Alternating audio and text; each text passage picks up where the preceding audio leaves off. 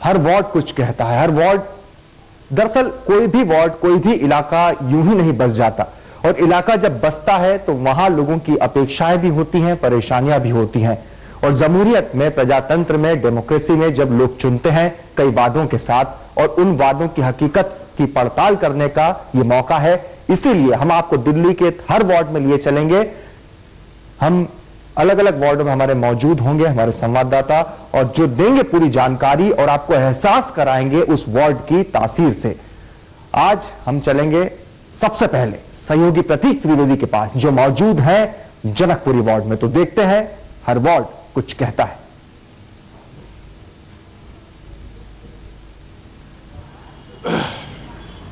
जी हाँ, हर वार्ड कुछ कहता है। इसके तहत आज हम अब मौजूद है यहाँ पे जनकपुरी के इलाके में। आप सभी लोगों का स्वागत है। जनकपुरी के जहाँ पे मैं मौजूद हूँ वो संजय पुरी जी का ऑफिस है। बिल्कुल हम बातचीत करेंगे, इसके बाद हम आपके इलाके में घूमेंगे भी, लेकिन शुरुआत हम आपसे पहले बातचीत से करेंगे। बेहतर ये बताएं कि आपके इस वार्ड की सबसे खासियत क्या है, किस तरह के लोग, किस तरह की चीज़ है? प्रतीक जी, जो जहाँ तक जनकपुरी वार्ड नंबर 117 का ताल्लुक है और जिसे मैं कारपोरेशन में रिप्रेजेंट करता हूँ, ये ब्लॉक में जो है 2 अर्बनाइज विलेज हैं, 5 प्लॉटेड एरियाज हैं, A1, A2, A3, C1, C2। उसके अलावा जो है 14 DDA के फ्लैट्स हैं, जिसमें MIG फ्लैट्स हैं, 2 गवर्नमेंट कॉलोनीज हैं, PNT कॉलोनीज जो हैं, और इसके अंदर जो है एक जो है वो जनता फ्लैट्स और एक जो है 40 यार्ड्स के फ्लैट्स हैं। इस तरीके से चलिए, जनता सारी आपको चीजें तो याद है, बिल्कुल। काम भी याद है कुछ? नहीं, काम तो अगर कामों का बात करें तो 2002 से लेकर 31 मार्च आने वाली तक जो है मैं सबको मैं गिनवा सकता हूं, लेकिन उसका वक्त नहीं है। पंजाबी डोमिनेटेड एरिया है। ऑफ कोर्स जनकपुरी खास तौर के ऊपर जो पूरी जनकपुरी विधानसभा जो है, यहाँ पर एक अनुमान के मुताबिक जो है 45% जो आबादी जो है वो इसे पंजाबी बहुल क्षेत्र के नाम से जो है पूरी दिल्ली में जो है वो जाना जाता है। डिलिमिटेशन हुआ तो उससे कितना फर्क पड़ा? कौन सा इलाका जुड़ा आपके? वो हमें बहुत डिलिमिटेशन में सेटबैक लगा। और प्रतीक जी, जो जनकपुरी का पूरा एक B ब्लॉक था, जो जनकपुरी विधानसभा का एक हिस्सा था, अनफॉर्चुनेटली उस हिस्से को काट कर जो है वो हरिनगर विधानसभा में जो है वो भेज दिया गया, और उसके बदले में जो है जो नसीरपुर विधानसभा है उसका एक क्षेत्र जो है, जो महाबल मिश्रा जी जिसके विधायक हैं, महावीर इनक्लेव और सीतापुरी नाम से 45,000 की आबादी वाले जो क्षेत्र जो है वो जनकपुरी के साथ जुड़ गए। चलिए, अच्छी बात है ना। आपके साथ बिहार और यूपी भी साथ में रहेगा, क्या दिक्कत है? नहीं, मेरे को कोई दिक्कत नहीं है। और हम तो आप उससे घबराते हैं बिहार यूपी? नहीं, हम जहाँ तक लोग अच्छे नहीं होते बिहार यूपी के? नहीं, ऐसा नहीं है। जनकपुरी में भी बिहार, और जहाँ तक मेरी और मेरी पार्टी का सवाल है, हम तो हर समाज के वर्ग को लेकर जो है साथ चलने। आपकी पार्टी तो बड़ी कोशिश कर रही है यूपी में। नहीं, बिल्कुल कर रही है। और जहाँ पार्टी यूपी में कोशिश कर रही है, हम अपनी ओर से जो है। हाँ, ये बात बहुत अच्छे। आप बिल्कुल हमको डिरेल नहीं होने दे रहे। बताइए साहब, सबसे पहले बताइए क्या क्या हो रहा है? देखिए, मैं एक कमिटमेंट जो है मैंने यहाँ पर करी थी 2002 के अंदर। एक कमिटमेंट बता दीजिए, क्योंकि फिर हम ब्रेक लेंगे। कमिटमेंट ये थी जो पूरी नहीं हो पाई। मैं आपके चैनल के ऊपर जो है स्पष्ट अपनी कमजोरी और अपना फेलियर आपके सामने मैं शो कर रहा हूँ। मैंने ये कहा था कि काउंसलर बनने के बाद कि जनकपुरी की जनता को मैं वाटर लॉगिंग की समस्या से निजात दिलाऊंगा। वो नहीं हो पाया। लेकिन 1.5 महीने पहले से उसके काम की शुरुआत हो गई है, और 3 महीने के अंदर पीने के पानी की एक समस्या जो है बहुत गंभीर समस्या है। वो आप फाइल लेके आए, लेकिन हम उसके बारे में बात करेंगे। छोटा सा ब्रेक लेंगे, ब्रेक के बाद लौटेंगे। उधर श्वेता जो है इंतजार कर रही है और अपनी टीम के साथ मौजूद है, कैमरामैन वहां मौजूद है, वो बताएंगे वहां का हालचाल। देखते रहिए, हर वार्ड कुछ कहता है।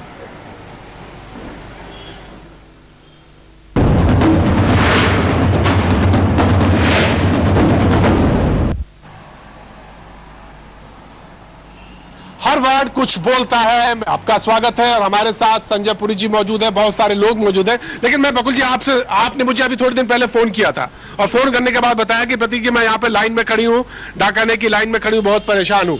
हालांकि सीधा संबंध इनसे नहीं है, लेकिन परेशानी तो परेशानी है। और अभी जब बात हो रही थी उधर, तो उन्होंने कहा कि बहुत सारी हमारी संवाददाता श्वेता वहां खड़ी है, उन्होंने कहा एक चीजों से लोग बचते भी हैं, लेकिन मैं ये चाहता हूं कि अगर परेशानी है तो उसको कहा जाए, सामने रखा जाए। आपका क्या कहना? जहाँ तक डाक खाने का सवाल है, ये तो एक दिल्ली गवर्नमेंट की परेशानी है, जो क्योंकि ये उसके अंदर में आता है और इस परेशानी से बहुत से लोग बहुत सालों से जूझ रहे हैं।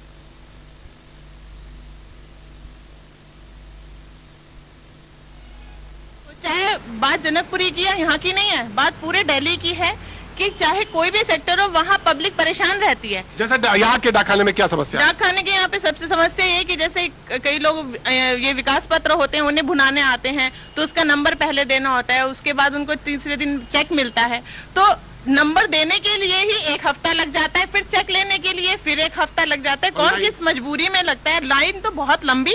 उसके बाद इन लोग को कोई बैंक की तरह ये सिस्टम नहीं है कि कोई टोकन मिलती हो या 12 बजे दरवाजे बंद हो जाएंगे, कुछ ऐसा सिस्टम हो जो पब्लिक वहां खड़े होकर वेट ना करे।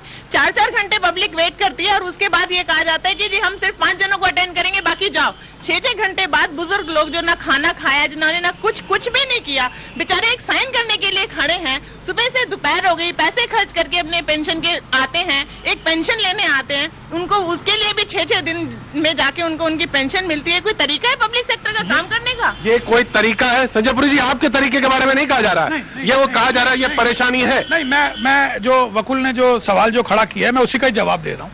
एक बार एक महिला जो है और सीनियर सिटीजन ने मेरे को आके संपर्क किया कि मैं पोस्ट ऑफिस में जब जाती हूँ और वहाँ पर लंबी लाइनें खड़ी होनी पड़ती हैं और मेरी उम्र जो है वो 70 साल की है, तो मैं इतनी समय जो है इंतजार नहीं कर सकती। मैंने कहा आप मेरे से क्या चाहती हैं?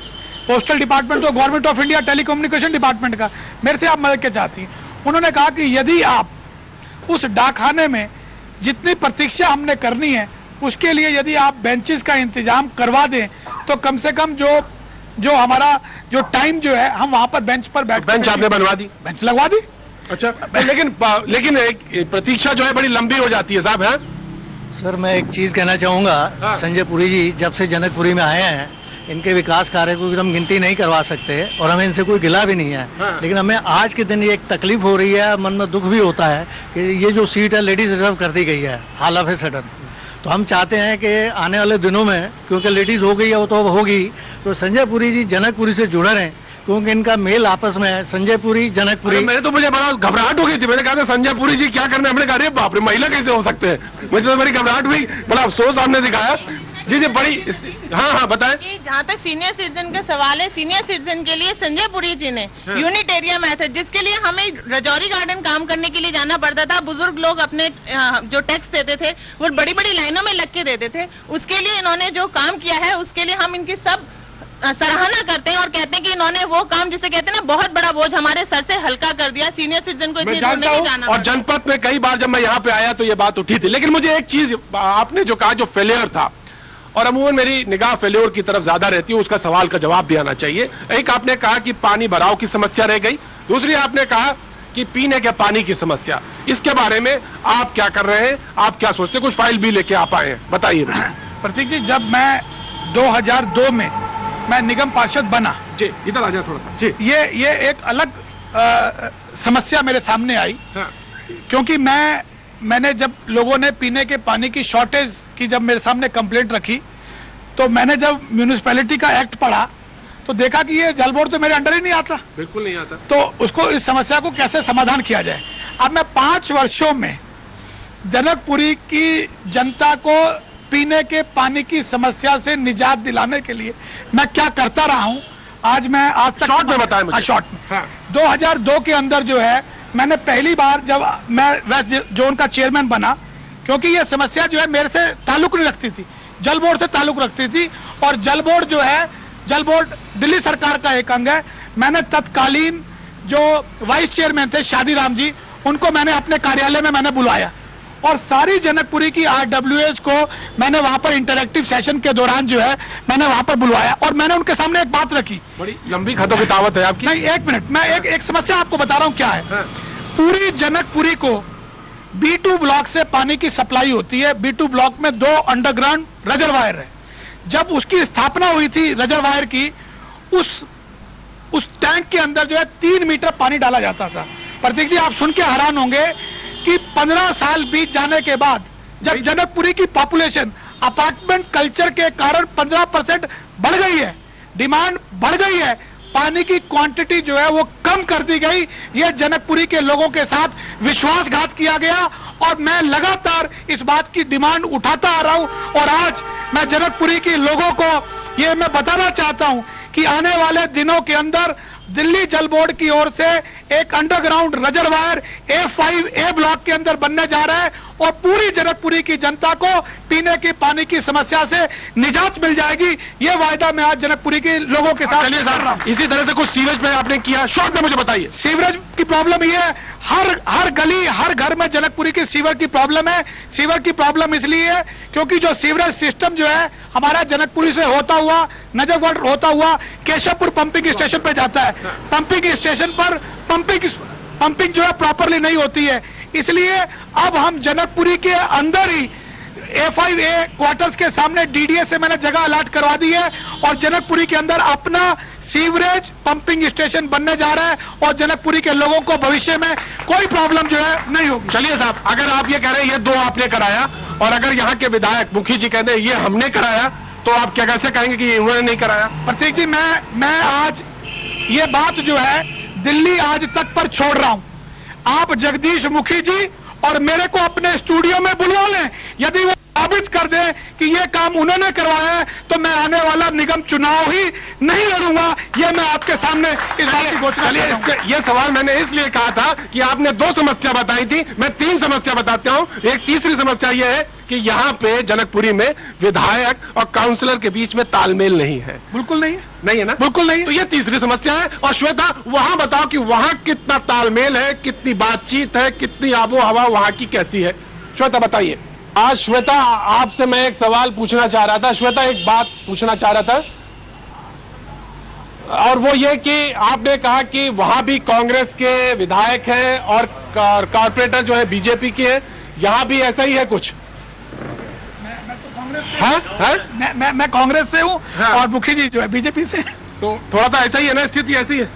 स्थिति तो बिल्कुल। तो एक काम करें, आपकी वहां पे बात करा दे आरती जी से। तालमेल की बात हो रही थी, वहां भी तालमेल कुछ नहीं बन पा रहा था। वो एक अलग बात है, अगर आप करवाना चाहें तो मैं तो तैयार हूँ बात करने। तो आखिर ये बताइए क्यों गड़बड़ी होती, तालमेल क्यों नहीं होता? नहीं, दिक्कत ये है कि जो विकास के काम हमने इनिशिएट किए हैं जी, और जो मेरी मेहनत से नतीजा निकल रहा है उसको जगदीश मुखी जी हड़प लेना चाहते हैं। यह बात अगर जगदीश मुखी जी कहे कि साहब मैं इतना पुराना यहाँ पे इतने दिनों से काम कर रहा हूँ, आप उसमें काम का टांग अड़ंगा लगाते तो क्या होगा? नहीं, मैंने तो एक सार्वजनिक ओपन एक चुनौती मैं उनको दे रहा हूँ ना। मिलके क्यों नहीं चला जा सकता? मैं प्रतीक जी, मिलके चलने की बात भी आपके सामने।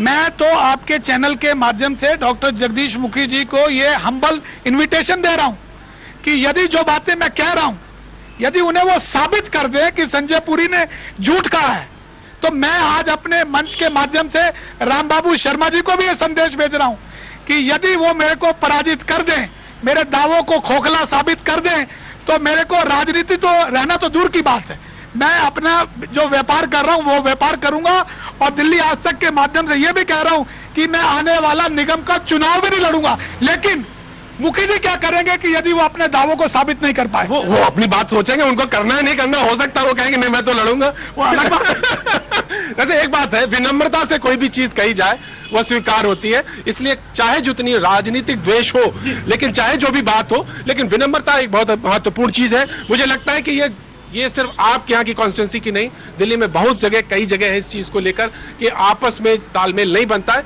इसलिए बहुत सारी ऐसी योजनाएं जो होती हैं चलते चलते रुक जाती हैं या फिर घसीटती हैं। ये बात सच है। नहीं, मैं आपको, अगर आपके यहाँ पे है ऐसा है, अगर आप बोले तो मैं आपको प्रमाण दिखा दूं। मुझे मालूम है, मैं प्रत्यक्षम क्यों प्रमाणम, मैं जानता हूँ पानी को लेकर और बहुत सारी ऐसी समस्याएं हैं जो कि कहीं ना कहीं घसीटती हैं या फंसती हैं। लेकिन मैं फिर लौटूंगा क्योंकि हर वार्ड कुछ बोलता है के तहत हम हर जगह घूम रहे हैं, हर वार्ड में आ रहे हैं, हर जगह जा रहे हैं, हमारे सहयोगी जुटे हैं, इसलिए हम आपके साथ भी चलेंगे अब वार्ड के अंदर।